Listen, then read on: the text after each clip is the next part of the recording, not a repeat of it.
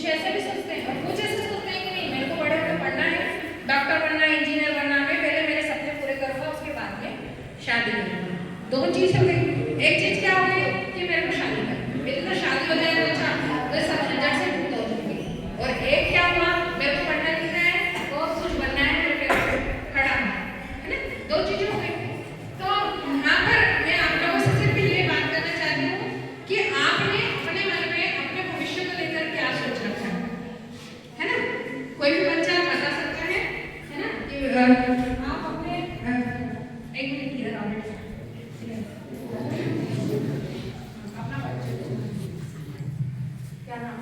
दीपक केवल है ना, कौन सी क्लास में पढ़ते हो? 9। तुमने अपने भविष्य को लेकर कुछ सपने देखे?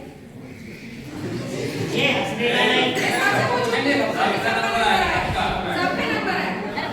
हाँ तो सपने देखे बेटा कि क्या बनोगे, तुम क्या करना चाहते हो? पुलिस बनना। शाबाश।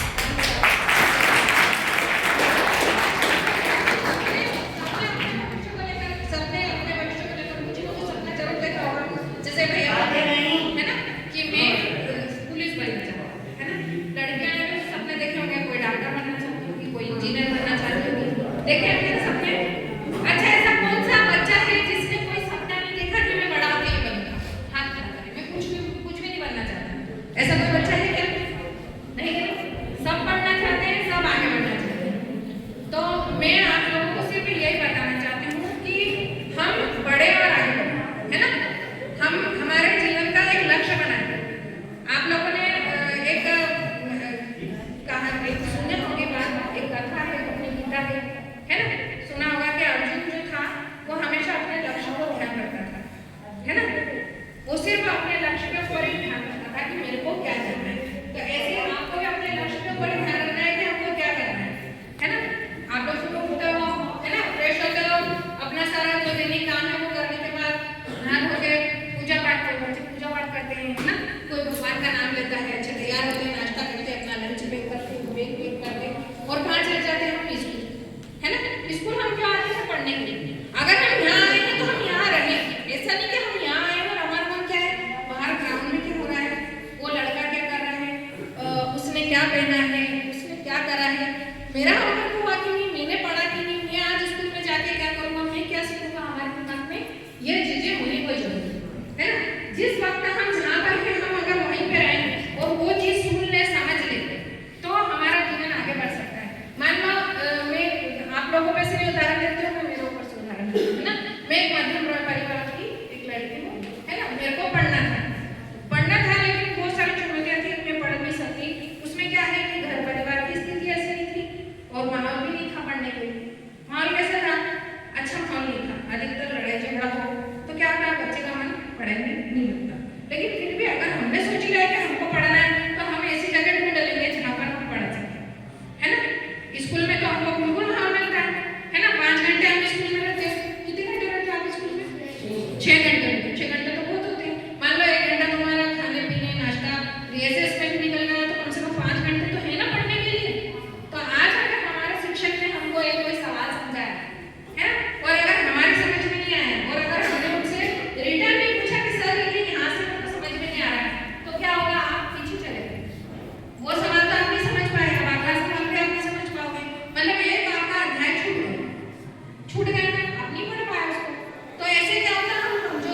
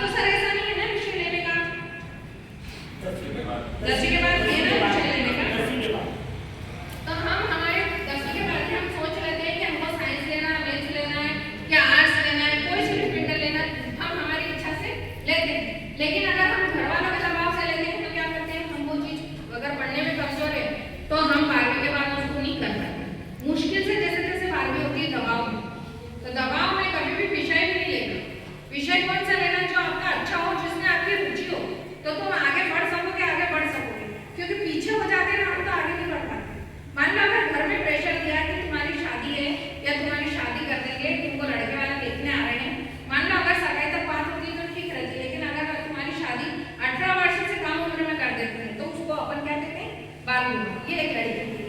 लड़के के लिए मेच्योर होने की मतलब बालिग होने की उम्र है 21 वर्ष। 21 वर्ष जब तक नहीं होगी, अगर उस बच्चे का विवाह कर देते हैं तो उसको क्या कहते हैं? बाल विवाह, है ना। मतलब लड़का भी पढ़ लिख कर अपने पैर पे खड़ा हो जाए, उसके बाद में शादी करे तो वो एक अच्छा जीवन जी सकता है। मान लो अगर आप मान लो 20 साल की है ना, अभी आप कुछ भी कमाते नहीं हो, मैं लड़कों को बता रही हूँ, कुछ भी कमाते नहीं हो और आपकी शादी कर दी जाती है, तो क्या होगा? आपका परिवार तो बढ़ेगा, आपके ऊपर खर्चे आएंगे, है ना। तो खर्चे आएंगे तो आप उसको कैसे करोगे? पैसे नहीं होंगे तो क्या होगा? बार बार हम क्या माँ बाप से मांगेंगे कि ला हमको पैसे दो, हमको घूमने जाना है? नहीं मांगेंगे ना।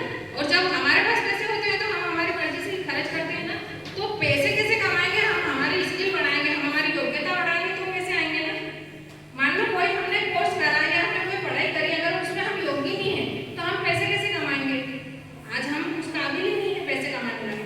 अगर हम कोई बिजनेस कोई व्यापार भी करते हैं तो उसके लायक होने के लिए हमको क्या आना चाहिए? गणित आना चाहिए ना, कि जितने का सामान आप बेच रहे हो उतने का सामान आप उसमें से लागत मिलेगी, आपको लाभ मिलेगा। लाभ बचाने के बाद आप वापस से सामान खरीद के बेचो, वो इतना आपके पास होना चाहिए ना, होना चाहिए ना। मैं लड़कों से बात कर रही हूँ, है ना, कि पता पड़े कि आपने जितने का सामान लिया था उससे ज्यादा का तो आप मतलब उससे कम में आपने बेचा तो आपको क्या हो गया? घाटा हो गया। तो आप फिर बिजनेस में कैसे करोगे? इसलिए समझना सीखना बहुत जरूरी है। ये जो जगह है ये माँ सरस्वती का मंदिर है। स्कूल में आप कैसे रहते हो, आप कैसे बात करते हो अपने टीचर की, आज्ञा का पालन करते हो नहीं करते हो, ये सब चीजें आपके भविष्य को तय करती है। जो ये समय है ये समझ लो कि बहुत अनमोल और बहुत ही बढ़िया समय है। अगर ये समय आपने खो दिया तो आप भविष्य में कुछ भी नहीं कर पाओगे। हमारा हाथ कैसा होना चाहिए? ऐसा होना चाहिए देने के लिए, यूं नहीं होना चाहिए। हर चीज के लिए हम क्यों मांगे किसी से? हम सक्षम है ना, भगवान ने दो हाथ दिए हैं, दो आँख दी है, दो कान दिए सुनने के लिए, हम अच्छे सक्षम है, पूरा शरीर है हमारे पास। क्या कई लोगों के पास तो वो भी नहीं होता है। तो भगवान ने जब हमको इस लायक बनाया है तो हम क्या करें? उस हमारे को मानव शरीर मिला है तो हम उसका उपयोग करें, अच्छे काम में लगाएं, है ना। आप लोगों के पास अच्छा दिमाग है, अच्छी सोच है तो आप जीवन में कुछ भी कर सकते हैं। आप लोगों को मैं बता रही हूँ कि 1098 चाइल्ड हेल्पलाइन है, इसके ऊपर आप अपनी शादी की भी खबर कर सकते हैं कि भाई मैं बालिग नहीं हूँ, मेरी उम्र मात्र 17 साल है और मेरे माता पिता मेरी शादी कर रहे हैं। अगर आप ये मैसेज पहुंचा देते हैं तो आपका नाम भी नहीं आएगा और आपके परिवार वालों को समझाने आएंगे शासन से कि भाई आप आपकी लड़की को अभी पूरे 18 वर्ष के हो जाए दो, उसको पढ़ा लिखा दो, उसके बाद शादी करो, और उसमें आपका नाम भी नहीं आएगा। हमारे सेक्टर में सरकारपुर में एक लड़की है, उसका नाम मैं नहीं बताना चाहूँगी, लेकिन उसके माता पिता उसकी जल्दी शादी कर रहे थे तो उसने चाइल्ड हेल्पलाइन में फोन लगाया, वहाँ से लोग आए, उसके माता पिता को समझाया और अभी लड़की पढ़ रही है और अभी उसकी जॉब लग जाएगी। उसके माता पिता ने फिर समझ गए तो शादी नहीं करी, नहीं तो उसकी शादी हो जाती तो उसका मात्र वो 14 साल की। अगर 14 वर्ष में उम्र में शादी हो जाती है तो क्या होगा? उसके क्या दुष्परिणाम होंगे? अगर मान लो आप 14 साल के है ना, 14 साल में आपकी शादी हो गई और मान लो आपके घर में परिवार में आपकी शादी हो गई, उसके बाद आप पढ़ लिख तो पाते नहीं, भले बोलते थे माँ बाप हम लोग को बाद में पढ़ाएंगे, बाद में कोई पढ़े नहीं होते। और अगर मान लो इसकी जगह बच्चा हो गया तो बच्चा क्या होगा? कमजोर होगा, और वो कमजोर होगा तो वो बच्चा भी ऐसे ही होगा जैसे जैसे वो जीवन बिताएगा, कैसे वो पढ़ाई करेगा, कैसे वो उसका जीवन यापन। देखो कभी पढ़ने के लिए भी हमारा शरीर स्वस्थ होना बहुत जरूरी है। अगर एक कुपोषित बच्चा है तो वो अच्छा एक नागरिक कभी भी नहीं बन सकता, है ना।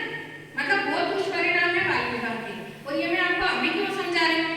मैं तो मालूम है कि सब बात आपको मेरी समझ में नहीं आएगी, अच्छी बात है, लेकिन अगर आपको एक ही बात समझ में आ गई कि हमको 18 और 21 वर्ष की उम्र के पहले शादी नहीं करनी है तो आप बहुत बड़ी जीत हासिल कर लोगे। कम से कम आप अपने पैर पे खड़े हो जाओगे, अपना भविष्य बना लोगे, उसके बाद शादी।